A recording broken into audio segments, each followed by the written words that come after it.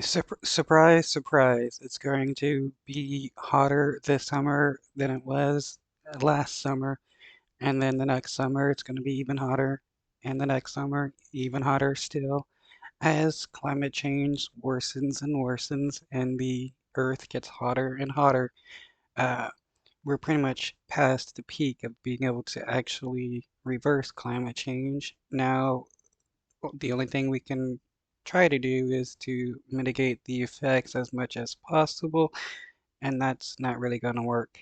Well, get ready for an unusually hot summer. Officials from the National Weather Service and the CDC are already warning Americans about record high temperatures in the coming months, thanks to the seasonal change of the La Nina climate pattern. And with these rising temperatures, there's also a higher risk of wildfires and the possibility of droughts. So joining me now is Scott Dance. He is a climate reporter for the Washington Post.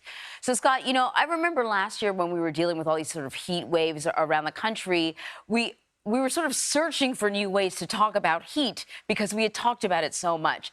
And I noticed that our language has changed over the years. Before it was just the temperature.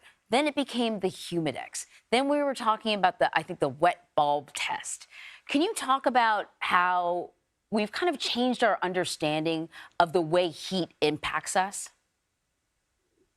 Yeah, that's absolutely right. There's all these different measures of the ways heat can affect us. Obviously, a humid hot day is worse than a dry hot day. It's harder for your body to cool itself.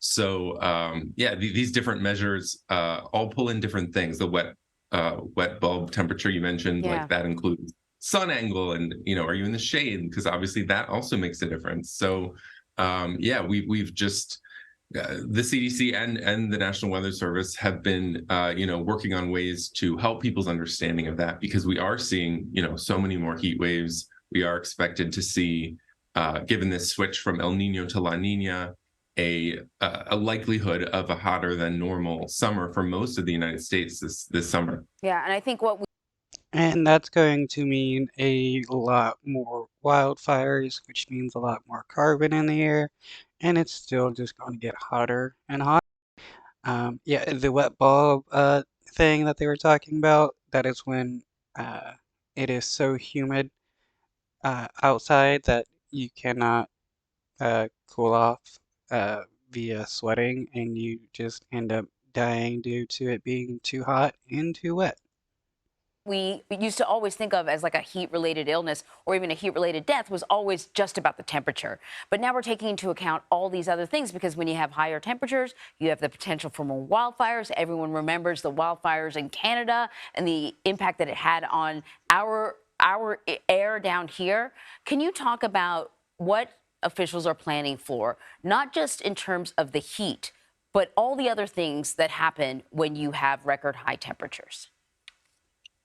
Yeah, I mean, they are the National Weather Service is introducing this new heat tool called Heat Risk this summer, and so it's been used in the Western states. People on the West Coast might already be familiar with this, but it's basically something that factors in, like you said, all these different sort of elements of how sunny is it going to be, how humid is it going to be, and it gives you this sort of color coded scale so that people don't have to, you know, pay as close attention maybe to those little details themselves, but just know, like, when this heat wave hits, how bad is it going to be here compared to what we're used to, compared to what we've seen so far this summer? Because heat acclimation, that has a big impact on how we deal with it. Huh. But also, yes, the intensity of, not just the temperatures, but how sunny, how humid, how long it's going to last.